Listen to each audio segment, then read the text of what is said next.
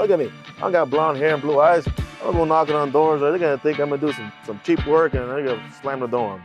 He still have hard time believing in himself that he can become a contractor. I want to be the best version of myself that I can be. Wheels probably cost more than your previous car. Yeah, no, it did. Para todos mis paisanos, para toda la gente obrera que están allá, alineándole día a día en los techos. Alright guys, this is a very special video for all my hard-working roofers. We're here in Kansas City with Sergio, and he is absolutely, is it Sergio or Sergio? Sergio. Sergio, absolutely amazing story about subcontractor who became contractor. I say Sergio because in Russian it's more like a Sergey. Yeah. So that's a Russian that's accent in me.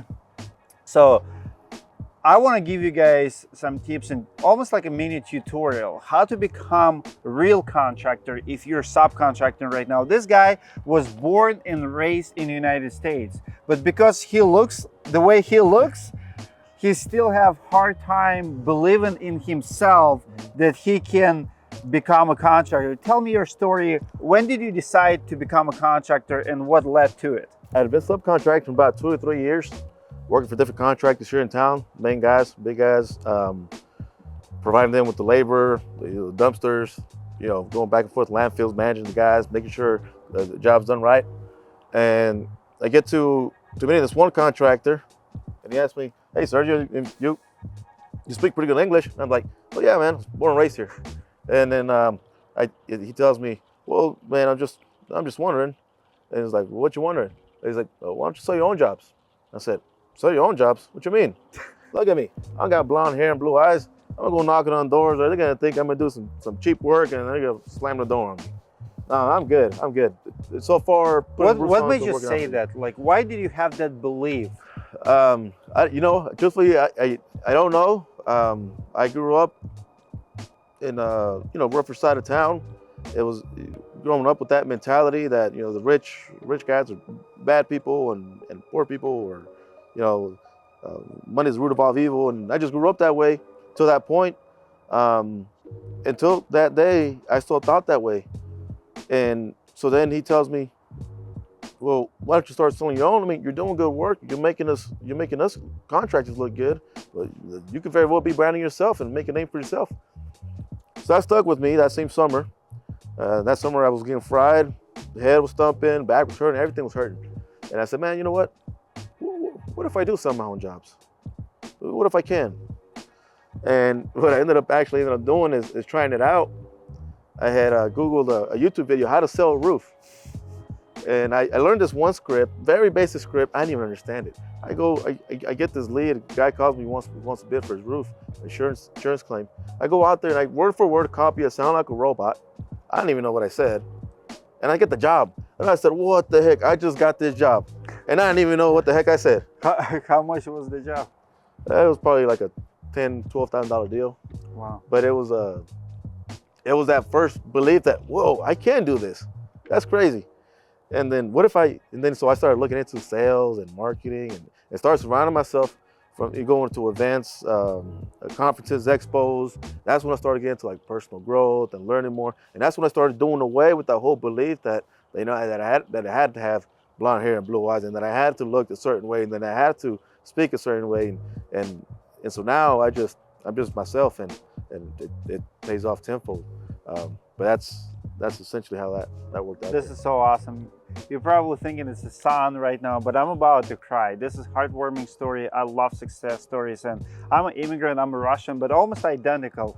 I did not believe that I could do it. I thought that it's white Americans who are builders, who's gonna be way overqualified over me to sell those jobs, to build those houses.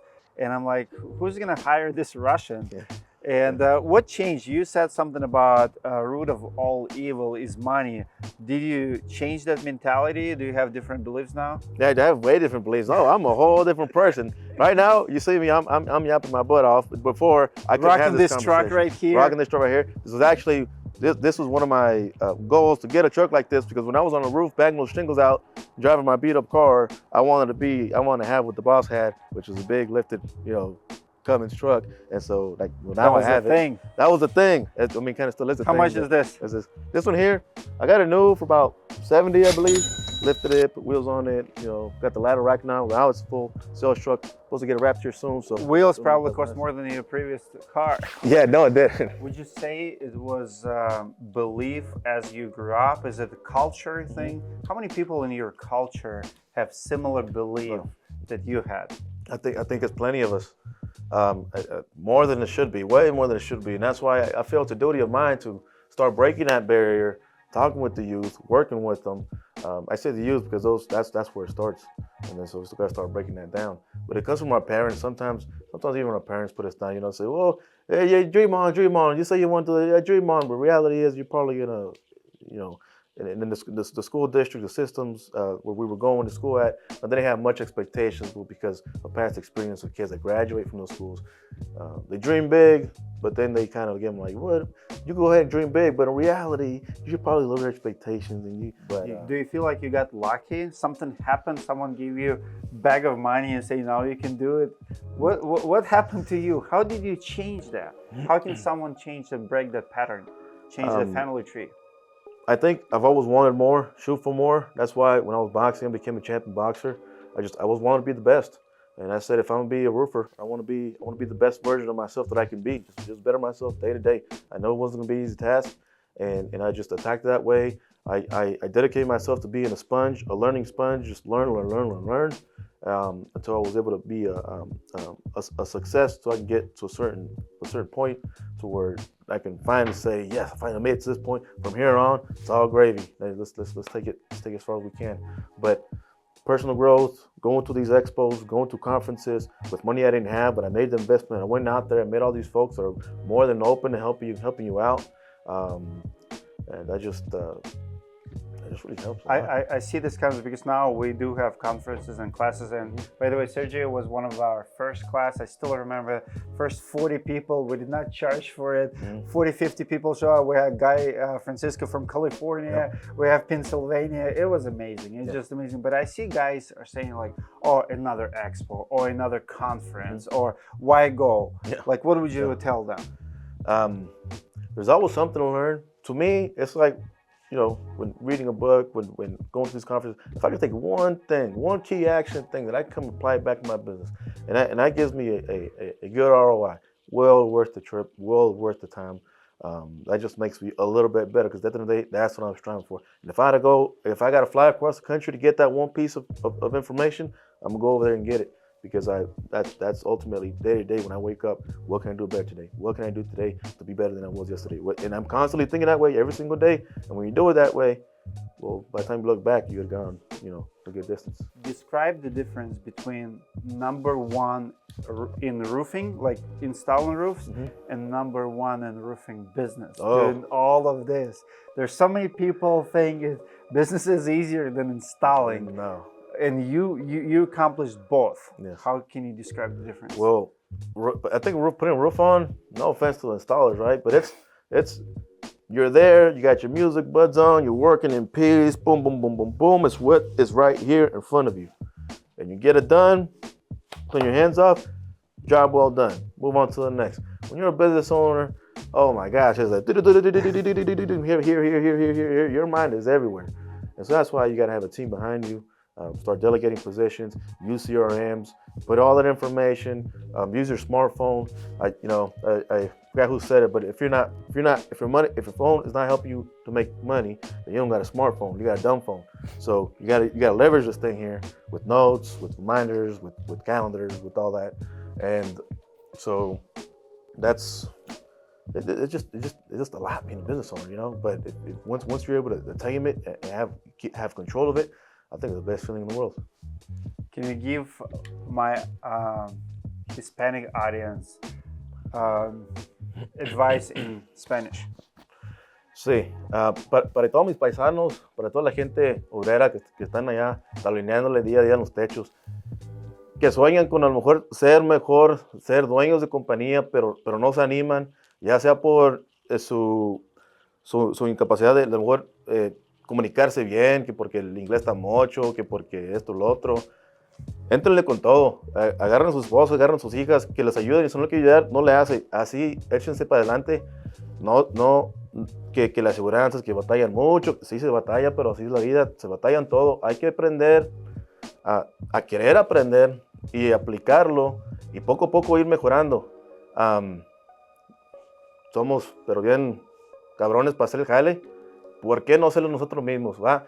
Para mí, yo le miraba así, pues jalándole a todos los gabachos, haciéndolos ver bien, pues para que nomás me dé mi pedazo del pastel ahí.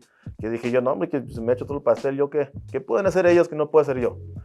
Entonces, pues me puse las pilas, me puse a aprender, a ver cómo trabajan los clamos de aseguranzas, a ver cómo trabajan los ajustadores, cómo trabajan la psicología de los clientes, qué es lo que quieren, qué es lo que buscan.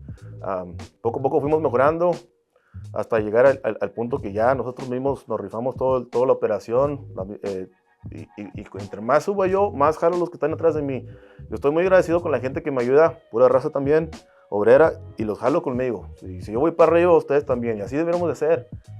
Hay un dicho pues muy feo, ¿verdad? Que el peor es enemigo de un paisano es otro paisano, un mexicano de otro mexicano, pero yo creo que hay que cambiar eso, hay que apoyarnos entre nosotros, no hay que tener envidia.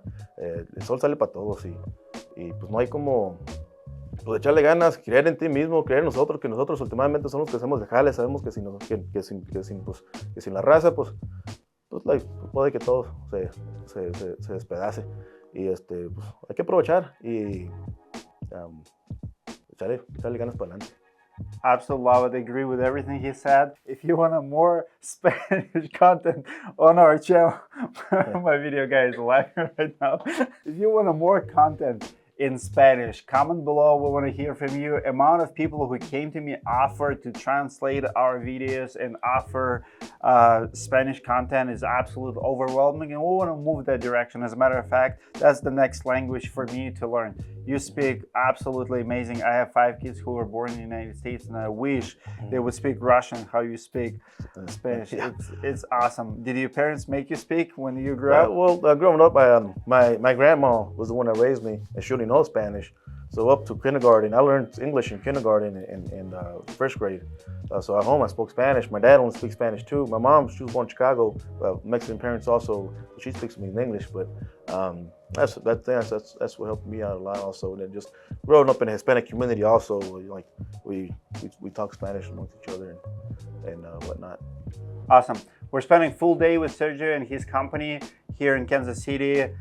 Full video will come to our channel, also to his channel. Thank you guys so much for your attention. Comment below if you have any questions in Spanish or English for Sergio. Can I get a commitment to answer those questions in the comments below? Sure thing. Awesome. Well, Comment away. I'll see you guys in the next video.